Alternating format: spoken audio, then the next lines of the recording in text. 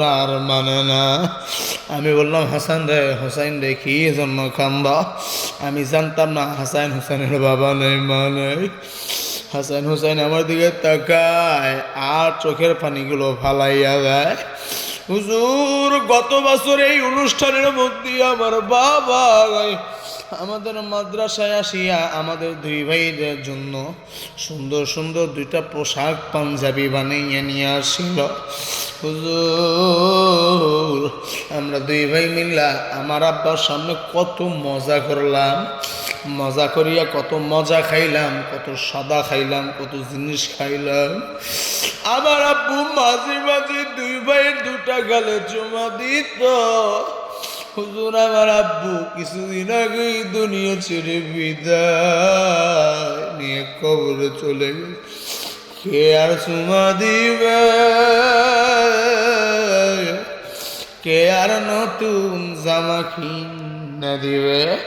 মাদ্রাসার মাহফিলের দিন সকল বাচ্চারাই কত মজা খায়, সকল বাচ্চারাই কত দামি দামি পোশাক পরিয়া তারা মাদ্রাসার রওনা হইয়া গেছে। আমরা দু ভাই কই পাইব? আমার বাবা নাই, মাও নাই।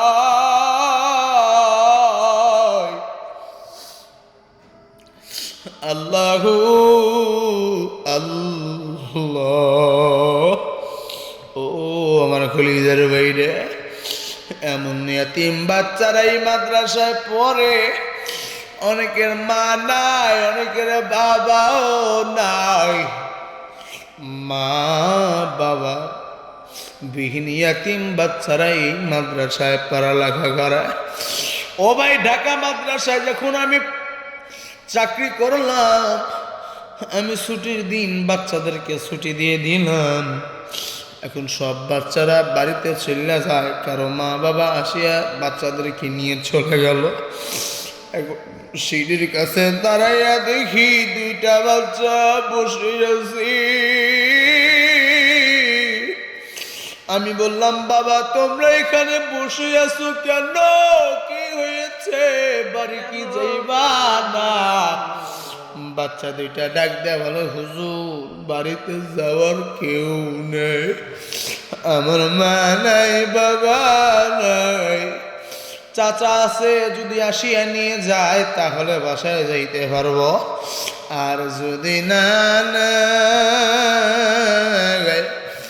বাসায় যাওয়ার মতো আমাদের কোনো জায়গা নাই। ওহো আমার কলিজার ভাইরা, দুনিয়ার মধ্যে থাকো, কত বাচ্চাদেরকে তোমরা সপ্তাহে সপ্তাহে আপেল কমলা খাওয়াও, আর মাদ্রাসার এমন এতিম বাচ্চারা আছে রে, যারা বছরে একটা আপেল খাইতে পারে না,